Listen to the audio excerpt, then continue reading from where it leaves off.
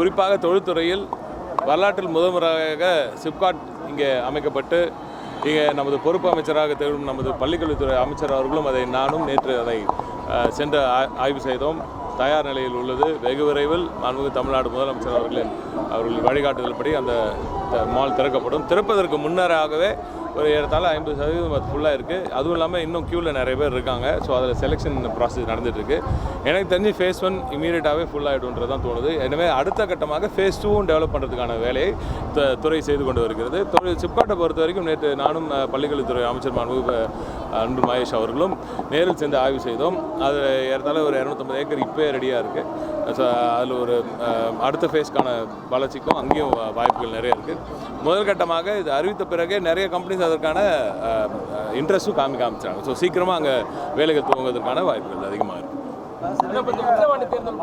விக்கிரவாண்டி தேர்தல் பொறுத்தவரை என்ன மகத்தான வரலாறு சிறப்புமிக்க ஒரு வெற்றியை நிச்சயமாக முதலமைச்சர் அவர்கள் மீது மக்கள் வைத்திருக்கும் நம்பிக்கை. அதே விக்கிரவாண்டி தொகுதியில் மக்கள் அங்கே பெண்கள் குறிப்பாக இவ்வளவு ஸ்கீம்ஸ் இவ்வளோ பெரிய வளர்ச்சி வெல்ஃபேர் ஸ்கீம்ஸ் வந்து தலைவர் கொடுத்துருக்காரு.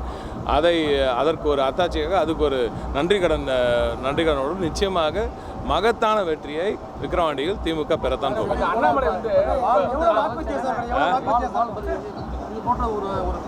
ஆமாம், இப்போ இந்த மாதிரி மால்ஸ் இந்த மாதிரி சோஷியல் இன்ஃப்ராஸ்ட்ரக்சர் வந்து தஞ்சாவூரை பொறுத்தவரை தொழில் வளர்ச்சி கொண்டு வரும்போது அங்கே சோஷியல் இன்ஃப்ராஸ்ட்ரக்சர் ரொம்ப முக்கியம். சோஷியல் இன்ஃப்ராஸ்ட்ரக்சர் வளர்ந்தால் தான் இங்கே வந்து அந்த தொழில் வளர்ச்சிக்கு பெரிய பெரிய நிறுவனங்கள்லாம் வரும்போது அங்கே இருக்கிற அந்த சீனியர் ஆஃபீஸர்ஸ் எக்ஸிக்யூட்டிவ் ஆஃபீஸர்லாம் வரும்போது அவங்க சோஷியல் இன்ஃப்ராஸ்ட்ரக்சர் எதிர்பார்ப்பாங்க.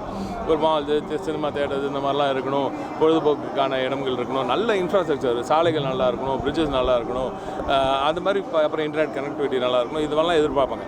அப்படி அதற்காகத்தான் தமிழ்நாடு முதலமைச்சர் அவர்கள் தஞ்சாவூர் டவுனுக்கும் சரி ஒட்டுமொத்த தஞ்சை தரணிக்கும் சரி மிகப்பெரிய இன்ஃப்ராஸ்ட்ரக்சரல் குரோத்தை கொண்டு வர்றாரு. அது கொண்டு வந்து சேர்த்த பிறகு தான் இதை பார்த்து அடுத்து நாங்கள் கொண்டு வந்து ஒரு இன்வெஸ்டர் கொண்டு வந்து ஊரை காட்டும்போது இவ்வளோ இருக்கா தமிழ்நாட்டில், இன்னும் உள்ளே போக இன்னும் எல்லா பகுதியும் வளர்ச்சி கண்டு இருக்க அப்படின்னு பார்த்து அவங்க உள்ளே வரதுனால தான் இப்போ பரவலாக்கப்பட்ட வளர்ச்சி உறுதி செய்யப்படுகிறது. ஆமாம், அதுதான் நீங்களும் சொல்லணும், எல்லாருமே சொல்லணும். இந்தியா சொல்லும்போது இந்தியா தான் இந்தியாவில் தான் இருக்குது. இந்தியாவின் வளர்ச்சி தான் தமிழ்நாட்டுக்கும் பெருமை.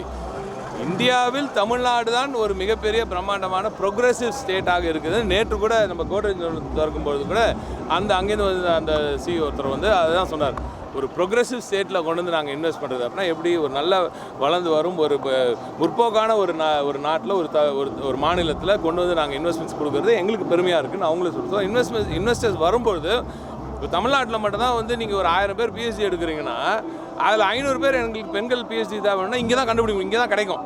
வேறு எங்கேயும் படித்த பெண்கள் கிடைக்கிறது கஷ்டம். முதல்ல பெண்களே வேலையில் இருக்கிறதே பெரிய கஷ்டம் மற்ற மாநிலத்தில். ஆனால் தமிழ்நாட்டில் மட்டும் ஏன் இந்திய அளவில் பார்த்தீங்கனாலே 43% இந்திய அளவில் வேலைக்கு போகிற பெண்களில் ஃபேக்ட்ரிஸில் வேலை பண்ணுற பெண்களில் 43% தமிழ்நாட்டிலேருந்து தான் இருக்காங்க. அப்போ இது எவ்வளோ பெரிய ஸ்டாட்டிஸ்டிக்ஸ். அதனால தான் சொல்லுங்கள், தமிழ்நாட்டின் பெருமையை நம்ம இளைஞர்கள் போகிற இடத்துலலாம் பேசுகிறோம். தமிழ் தாய் வாழ்த்தை பாடணும், கேசட்டில் கேட்கக்கூடாது, இதில் ப்ளே பண்ணி அதை வந்து பாடக்கூடாது, எல்லாரும் சேர்ந்து பாடணும். அதுதான் ரொம்ப முக்கியம். அதுதான் ஜியோவும் சொல்கிறதுனால எல்லாரும் எங்கே தமிழ் தாய் வாழ்த்து போட்டு அது வந்து ப்ளே பண்ணக்கூடாது, அது வந்து எல்லாரும் சேர்ந்து பாடணும், உறக்க பாட வேண்டும்.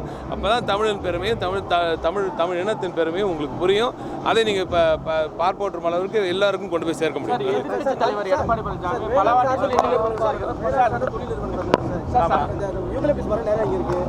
இல்லை, வேளாண் சார்ந்த தொழில் நிறுவனங்களை இங்கே கொண்டு வரதுக்கான முயற்சியில் தான் எங்களை இறங்க சொல்லியிருக்கார் மாண்புமிகு முதலமைச்சர் அவர்கள். அதில் வந்து வெறும் இப்போதைக்கு நம்ம அதுக்கு வால்யூம் தேவை.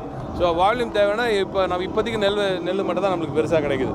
ஸோ அதற்கான பேச்சுவார்த்தை இப்போ அக்ரி டிபார்ட்மெண்ட்லேயும் பேச போகிறோம். அதுக்கு ஒரு கூட்டமே இங்கே போட போகிறோம். இங்கே குறிப்பாக நம்ம அக்ரி டிபார்ட்மெண்ட்டோடு சேர்ந்து மாண்புமிகு பள்ளிக்கல்வித்துறை அமைச்சர் நமது பொறுப்பு அமைச்சரோடு சேர்ந்து நம்ம வேளாண் துறை அமைச்சர் நானும் இங்கே வந்து ஒரு மீட்டிங் போடுறதுக்கான ஏற்பாடுகளை செய்து கொண்டிருக்கேன். அவர்களது டைம் கிடைச்ச உடனே இங்கே ஒரு மீட்டிங் போட்டு கூட்டு முயற்சியில் எந்த மாதிரி விளைச்சல் இதெல்லாம் விளைய வச்சா அதன் மூலம் என்னெல்லாம் ப்ராடக்ட் செய்ய முடியும் அந்த மாதிரி நிறுவனங்கள் வருவதற்கான வாய்ப்பு இந்த கோஆர்டினேஷன் இல்லாமல் இருக்குது. இப்போதைக்கு அதை சரி பண்ணால் தான் எனக்கு தெரிஞ்ச தீர்வு காண முடியும். எனவே அதையும் செய்யவிருக்கிறோம். விவசாய சங்கங்களெல்லாம் கூப்பிட்டு நீங்கள் விவசாயிகள் எதை கொடுக்க முடியும், எதை கொண்டு வந்து சேர்க்க முடியும், அது மூலம் நாங்கள் என்ன செய்ய முடியுன்ற தொழில் வளர்ச்சியில் என்ன ஆக்ரோ பேஸ்ட் இண்டஸ்ட்ரீஸ் கொண்டு வர முடியும் சேர்த்துக்க முடியுன்றது பார்க்க போகிறோம்.